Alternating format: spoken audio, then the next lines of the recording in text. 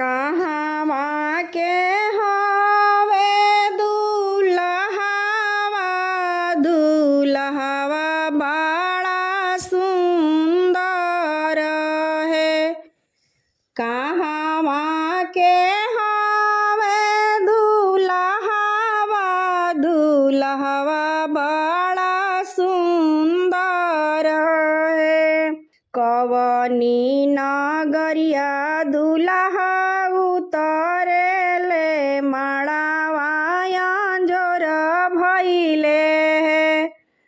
कवनी नगरिया दुल्हा उतरेले मड़वा अंजोर भइले है। अवध के हवे दुल्हवा दुल्हवा बड़ा सुंदर है। अवध के हवे दुल्हवा दुल्हवा बड़ा सुंदर है। जनक नगरिया दुल्हा उतरेले मड़वा अंजोर भइले। जनक नगरिया दुल्हा उतरेले मड़वा अंजोर भइले। घर में से निकलेली सासु त दुल्हा से अरज करे है। घर में से निकलेली सासु त दुल्हा से अरज करे है। केई साजेला बाबू बरियतिया त केई डालवा साजी भेंजे है। केई साजेला बाबू बरियतिया त केई डालवा साजी भेंजे है।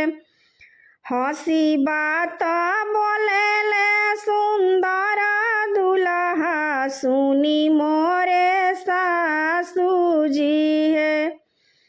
हंसी बात बोलेले सुंदर दुल्हा सुनी मोरे सासू जी है।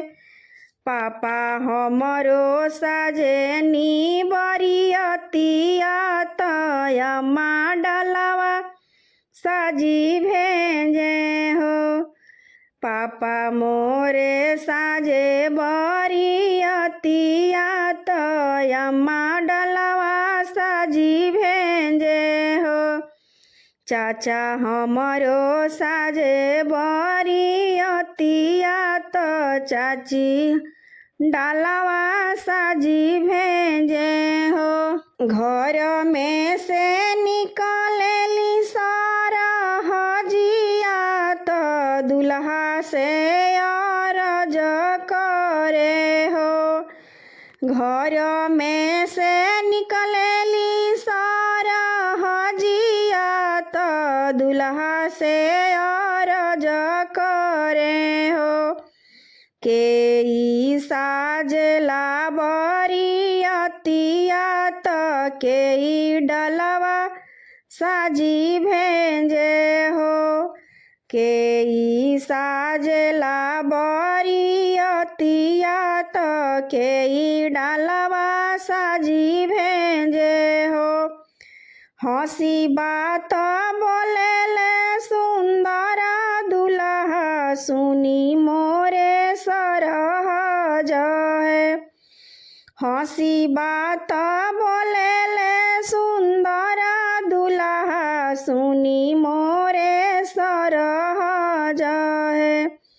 भैया हमरो साजेले बरियतिया त भाभी डालवा साजी भेंजे हो। भैया हमरो साजेले बरियतिया त भाभी डालवा साजी भेंजे हो। जीजा हमरो साजेले बरियतिया त दीदी डालवा साजी भेंजे हो। जीजा हमरो साजेले बरियतिया त दीदी डलवा साजी भेजे हो। कहवा के हवे दुल्हवा दुल्हवा बड़ा सुंदर है। कहवा के हवे दुल्हवा दुल्हवा बड़ा सुंदर है। कवनी नगरिया दुल्हा उतरेले मड़वा अंजोर भइले है। कवनी नगरिया दुल्हा उतरेले मड़वा अंजोर भइले